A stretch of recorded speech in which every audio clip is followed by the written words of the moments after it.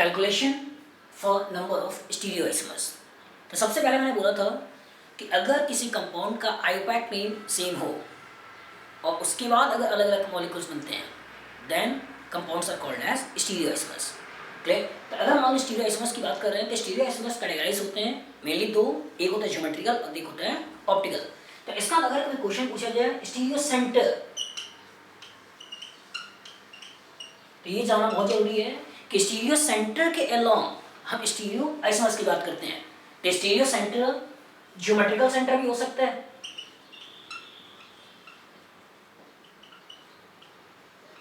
Geometrical centre मतलब ऐसे centres जहां पे ज्योमेट्रिकल आइसोमर पॉसिबल होते हैं, और स्टीरियो सेंटर्स में ऑप्टिकल सेंटर भी हो सकता है,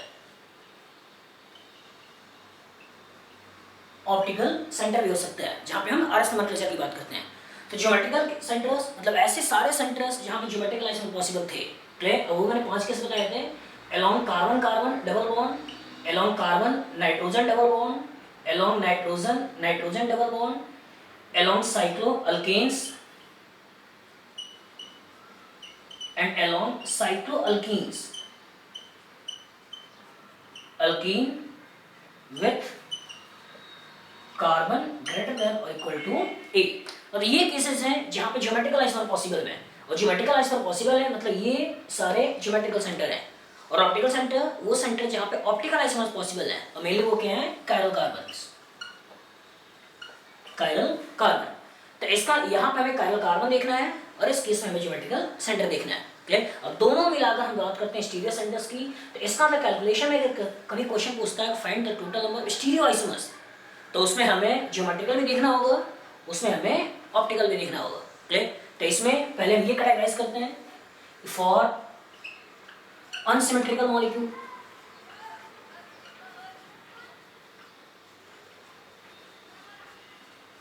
अगर मान लो कोई मॉलिक्यूल अनसिमेट्रिकल है मतलब उसमें कोई सिमेट्री नहीं है। सिमेट्री मतलब मैं यहाँ plane of symmetry centre of symmetry की बात नहीं कर रहा हूँ, यहाँ सिमेट्री मतलब दो एंड को पकड़िए और दोनों एंड से आप अंदर के साइड बढ़ते चले जाइए। अगर एंड से अंदर के साइड बढ़ने पर अगर हर चीज सेम आ रही है, क्लियर, हर एक एटम सेम आ रहा है, तो उसका मतलब मॉलिक्यूल सिमेट्रिकल है। लेकिन अगर एंड से हम अंदर के साइड आ रहे हैं और इसका मतलब कहीं भी अगर अलग अलग चीजें आ रही हैं तो उसका मतलब मॉलिक्यूल है डिसिमेट्री। जैसे अगर मान लो ऐसा केस सोचें, ऐसा केस सोचें, तो इसका एंड है डबल बॉन्ड और इसका एंड है सिंगल बॉन्ड, मतलब मॉलिक्यूल अपने आप ही अनसिमेट्रिकल है। इसमें सोचें तो इसका यहाँ पे है डबल बॉन्ड, यहाँ पे सिंगल बॉन्ड, ये भी अनसिमेट्रिकल है। लेकिन अगर ऐसा सोचें तो यहाँ पे CH2, यहाँ भी CH2, यहाँ CH, यहाँ भी CH, यहाँ CH, यहाँ भी CH, इसका तो ये मॉलिक्यूल है सिमेट्रिकल। क्वेश्चन अगर ऐसे दे दें कि यहाँ पे लगा दे H, यहाँ पे लगा दे मान लो D, और आपसे पूछे कि क्या ये मॉलिक्यूल सिमेट्रिकल है अनसिमेट्रिकल है, तब क्या कहोगे, अनसिमेट्रिकल है, क्योंकि यहाँ पे है CH2, यहाँ पे है CH2, लेकिन आगे क्या है CH, यहाँ भी CH, लेकिन यहाँ पे है CH, यहाँ पे है CD। अगर क्वेश्चन ऐसे कर दे और आपसे पूछे कि क्या ये मॉलिक्यूल सिमेट्रिकल है अनसिमेट्रिकल है, तो इसका हमने बोला था अंदर के साइड बढ़ते चले जाओ। इवन ये क्वेश्चन को ऐसे भी कर सकते हैं, यहाँ पे आपने देखा CH2 CH2, यहाँ पे देखा CH CH, यहाँ पे देखा आपने C पे D, लेकिन यहाँ पे क्या देखा आपने C पे H। तो इसका ये मॉलिक्यूल जो मिलेगा वो मॉलिक्यूल आपका अनसिमेट्रिकल है ना कि सिमेट्रिकल है। तो सिमेट्री अनसिमेट्री देखने का तरीका क्या है कि आप किनारे से अंदर के साइड बढ़ते चले जाओ। किनारे से अंदर के साइड बढ़ने में अगर हर एक एटम सेम आ रहे हैं इसका मतलब सिमेट्रिकल, कहीं भी डिफरेंस आ रहा है अनसिमेट्रिकल। वो केसेस ज्योमेट्रिकल के अलावा भी हो सकते हैं, वो केसेस ऑप्टिकल के अलावा भी हो सकते हैं। तो इसका मतलब यहाँ पे जब स्टीरियो सेंटर की बात कर रहे हैं तो ये स्टीरियो सेंटर को हम यहाँ पे डिफाइन करेंगे N, कि N स्टीरियो सेंटर मतलब वहाँ पे ज्योमेट्रिकली पॉसिबल हो जहाँ पे ऑप्टिकली पॉसिबल हो। तो for unsymmetrical molecule number of stereo isomer, number of stereo isomer, इसकी जो वैल्यू आती है वो आती है 2 to the power n। Clear? अगर ज्योमेट्रिकल सेंटर है और एक है तो 2 टू द पावर 1 मतलब 2 बनेगा, एक होगा सिस एक होगा ट्रांस। अगर ऑप्टिकल है, ऑप्टिकल में अगर सिमेट्री नहीं है और वैल्यू 1 है तो इसका मतलब वहाँ पे 2 बनेंगे, एक होगा R और एक होगा S। अगर मान लो मॉलिक्यूल्स ऐसा लिखा जाए जिसमें ज्योमेट्रिकल सेंटर भी है और जिसमें ऑप्टिकल सेंटर भी है, तो इसका इसके अलावा से लिखोगे वो होगा RS और इसके अलावा से लिखोगे वो होगा सिस और ट्रांस। तो इसमें एक ये भी ज्योमेट्रिकल सेंटर है और एक ये भी ऑप्टिकल सेंटर है, तो टोटल स्टीरियो सेंटर हो गए 2। और अगर टोटल स्टीरियो सेंटर 2 है तो इसके अलॉन्ग आर एस, इसके अलॉन्ग सिस ट्रांस, तो जो बनेगा R cis R trans, S cis S trans. और इस टाइम टोटल आइसोमर कितने बनाएंगे 4, एक सेंटर 2 सेंटर। सिमेट्री नहीं है क्योंकि यहाँ पे CH3 लेकिन आगे C पे OH, यहाँ पे डबल बॉन्ड, इसका मतलब अनसिमेट्रिकल है। सिंपल फार्मूला लगा देना है 2 to the power n। Clear? अगर मॉलिक्यूल सिमेट्रिकल है, अगर मॉलिक्यूल सिमेट्रिकल है, फॉर सिमेट्रिकल मॉलिक्यूल, अगर मॉलिक्यूल सिमेट्रिकल है तो ये देखना है कि क्या number of stereo centre even में है या number of stereo centre odd में है। अगर हम number of stereo centre even में है, क्लियर, फॉर इवन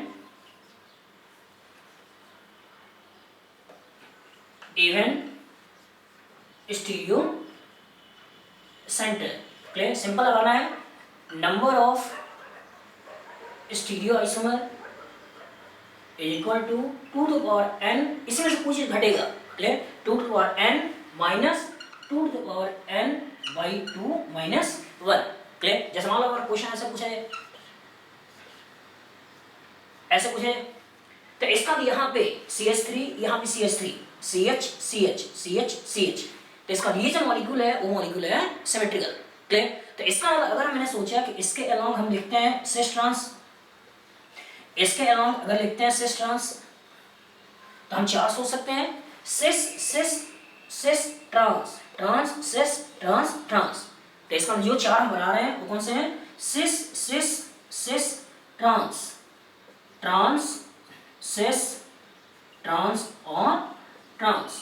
तो इसका अगर हम 4 बना रहे हैं, अगर आप ध्यान से देखेंगे तो आईपैड में यहाँ से लिखा जा सकता है, आईपैड में यहाँ से लिखा जा सकता है। तो इसका यहाँ से जब मैंने नाम लिखा तो 2 सिस और 4 ट्रांस, और उधर से लिखा तो 2 ट्रांस 4 सिस। तो इसका ये जो दोनों मॉलिक्यूल्स मिलेंगे, ये दोनों मॉलिक्यूल क्या होंगे, सेम होंगे। और अगर सेम होंगे तो किसी एक को पकड़ लो, तो इसका यहाँ से मिलेगा 1 2 और 3, क्लियर। अगर यही केस ऑप्टिकल का होता तो ऑप्टिकल का होता, इसका मतलब केस ऐसा सोचते, अगर मान लो यहाँ पे OH आ रहा है, यहाँ पे OH आ रहा है और ये कोई मॉलिक्यूल है, क्लियर, ये कोई मॉलिक्यूल है, तो इस पर्टिकुलर के अलोंग हम जो लिखते हैं वो होता RS, इसके अलोंग हम जो लिखते हैं वो होता RS। तो यहाँ क्या सोचते हैं R R R S S R S S, ये 4 बनता, लेकिन इधर से चल रहा है तो 2R 3S और इधर से चले तो 2S 3R, तो सेम RS और SR ये दोनों क्या हैं, सेम है, और सेम है किसी एक को पकड़ लो। तो यहाँ भी जो वैल्यू आ रही है वैल्यू कितनी आ रही है 3, यहाँ भी जो वैल्यू आ रही है वैल्यू है 3, क्लियर। तो इसका मतलब ये जरूर देखिएगा कि क्या वो सिमेट्रिकल है या अनसिमेट्रिकल है। अगर वो सिमेट्रिकल है तो नंबर ऑफ स्टीरियो आइसोमर्स, अगर वो इवन में है तो इवन में तो जनरल फॉर्मूला लगा दो 1 और 2, मतलब 2 to power n, value 4 4 minus 2 to power 2 by 2, मतलब वैल्यू कितनी आ गई 1 1 माइनस 1 0, 2 टू पावर 0 मीन्स 1, तो 4 माइनस 1 और जो वैल्यू आएगी वो होगी 3। ये ज्योमेट्रिकल में भी हो सकता है, ये पर्टिकुलर ऑप्टिकल में भी हो सकता है, क्लियर। लेकिन अगर सिस्टम में ऑड स्टीरियो सेंटर है, फॉर ऑड स्टीरियो सेंटर, अगर सिस्टम में ऑड स्टीरियो सेंटर है तो उस केस में हमें मिडल में देखना है, मिडल में देखना है कि जो मिडल है बीच में है, उस बीच में क्या वो ज्योमेट्रिकल है या बीच में वो ऑप्टिकल है। मिडल में अगर ज्योमेट्रिकल सेंटर है, मिडिल में अगर ज्योमेट्रिकल सेंटर है तो हमें जो फॉर्मूला लगाना है वो लगाना है total number of stereo isomer is equal to 2 to the power n minus 2 to the power n minus 1 by 2, क्योंकि अगर सिस्टम में ज्योमेट्रिकल आइसोमर है, बीच में ज्योमेट्रिकल आइसोमर है, तो हमें फॉर्मूला लगाना है total number of stereo isomer is equal to 2 to the power n minus 2 to the power n minus 1 by 2। लेकिन अगर बीच में ऑप्टिकल है, अगर बीच में ऑप्टिकल है तो उस केस में जो हमें फॉर्मूला लगाना है वो लगाना है 2 to the power n minus 1, clear. जैसे मान लो क्वेश्चन ऐसे पूछ ले, ऐसे पूछ ले, तो इसका मतलब यहाँ पे CH3 CH3 आगे CH CH CH CH CH CH, तो ये सिमेट्रिकल मॉलिक्यूल है, और सिमेट्रिकल मॉलिक्यूल में बीच में क्या है, ज्योमेट्रिकल सेंटर है, और अगर बीच में ज्योमेट्रिकल सेंटर है तो हमें ये फॉर्मूला लगाना है। तो एक स्टीरियो सेंटर, दूसरा स्टीरियो सेंटर, तीसरा स्टीरियो सेंटर, क्लियर। और इसके बेसिस पे अगर सोचें तो 2 to the power 3 minus 2 to the power 3 minus 1/2, clear. तो यहाँ पे जो कैलकुलेट करोगे वो वैल्यू आएगी 8 माइनस, और यहाँ पे हमने क्या बोल रखा है 2/2 1 2 to the power 1, इसका मतलब ये जो वैल्यू आ रही है वो कितनी आ रही है 6, क्लियर। इसी तरह से अगर बीच में ज्योमेट्रिकल हो, ज्योमेट्रिकल की जगह ऑप्टिकल होता, और केस कुछ इस तरह से होता,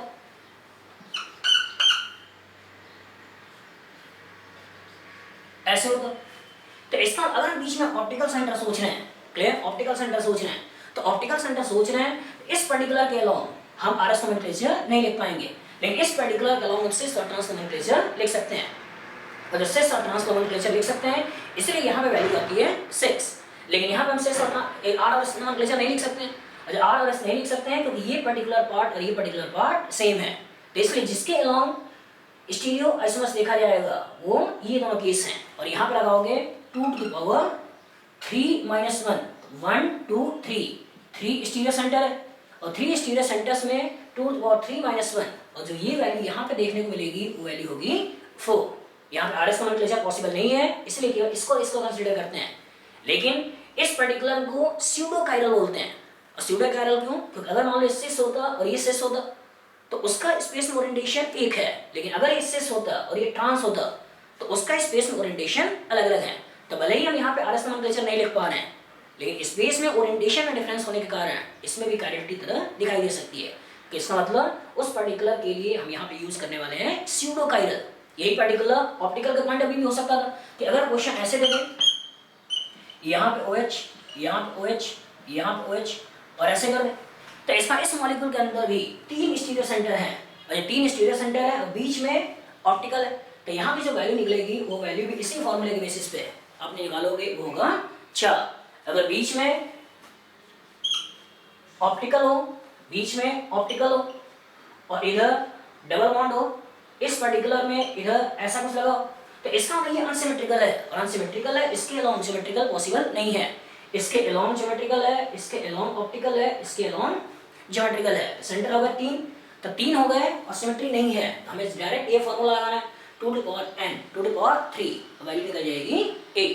तो ये केयरफुल होइए कि अगर मॉलिक्यूल अनसिमेट्रिकल है तो 2 to the power n, अगर मॉलिक्यूल सिमेट्रिकल है तो क्या वो इवन है या ऑड है, इवन है तो simple 2 to the power n minus 2 to the power n by 2 minus 1, लेकिन अगर वो ऑड है तो ये चेक करो कि सेंटर में क्या है, मिडिल में क्या है, मिडिल में अगर ज्योमेट्रिकल है तो ज्योमेट्रिकल का फॉर्मूला लगा दो, और मिडिल में अगर ऑप्टिकल है इसका मतलब ऑप्टिकल का फॉर्मूला लगा दो, क्लियर। कभी कभी क्वेश्चन ऐसे जा सकते हैं जिस पर्टिकुलर में साइकिल लिखी हो, जैसे ऐसे पूछ ले, ऐसे पूछ ले, तो ऐसे क्वेश्चन को जब करना होता है जब साइकिल बनी होती है, क्लियर, और उससे आपके स्टीरियो पूछ रहा हो, तो सबसे पहले आप उस पर्टिकुलर का ज्योमेट्रिकल सोचो, ज्योमेट्रिकल के बाद उस पर्टिकुलर का ऑप्टिकल सोचो। जैसे मान लो ये क्वेश्चन लिया, तो इस क्वेश्चन में अगर मैं इसका ज्योमेट्रिकल बनाऊं तो हमें जो मिलेगा वो होगा एक सेस और एक ट्रांस,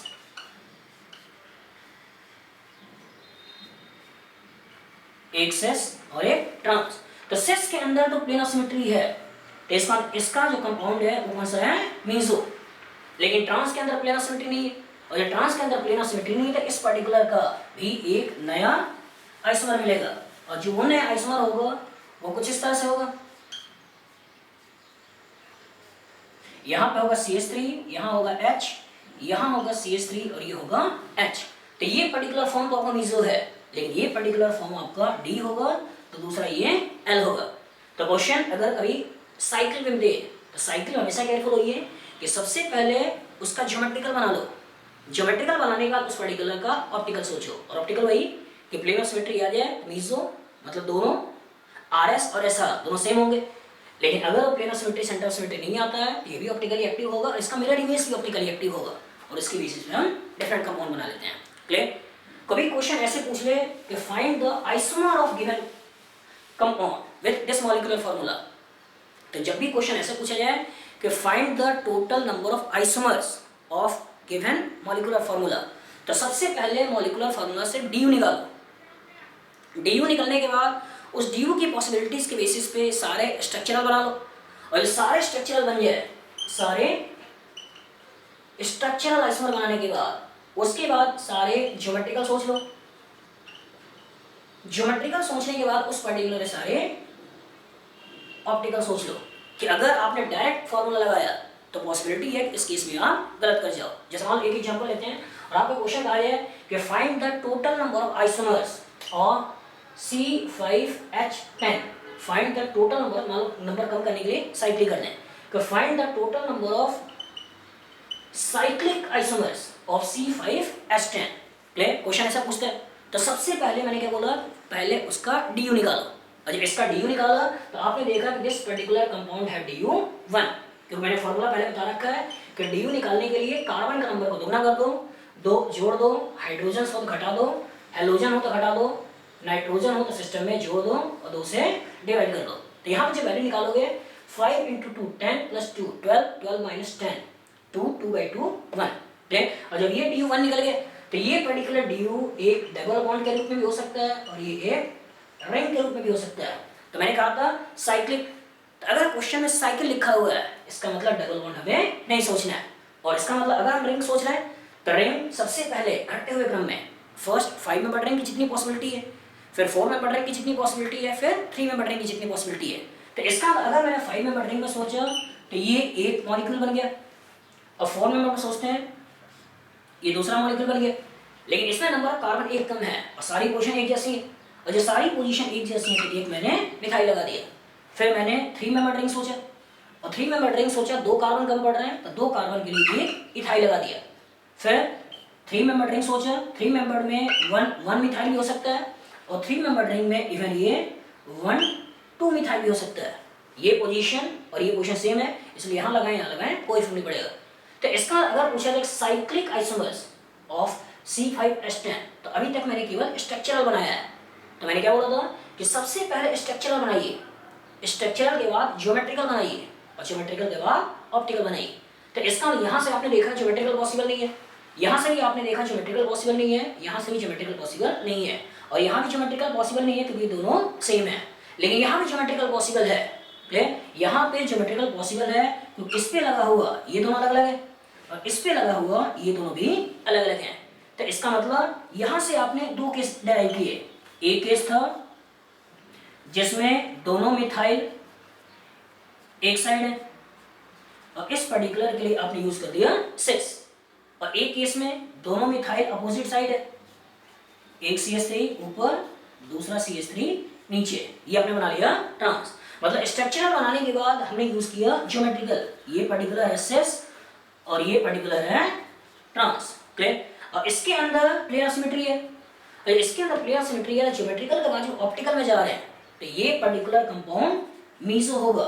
क्लियर, मतलब इसका RS और SR दोनों सेम होंगे, और ये दोनों सेम होंगे तो एक ही कंसिडर करना है। लेकिन इस पर्टिकुलर में ये ट्रांस है, player of symmetry centre of symmetry नहीं है, और ये कार्बन भी कायरल है, ये कार्बन भी कायरल है। तो इसका इसके अलावा एक आएगा RR, दूसरा आएगा SS। तो इसका मतलब इस ट्रांस के 2 फॉर्म होंगे, एक फॉर्म ये और एक इसका मिरर इमेज, और इस पर्टिकुलर का मिरर इमेज लोगे तो इसका कॉन्फ़िगरेशन आएगा RR, तो इसका कॉन्फ़िगरेशन आएगा SS।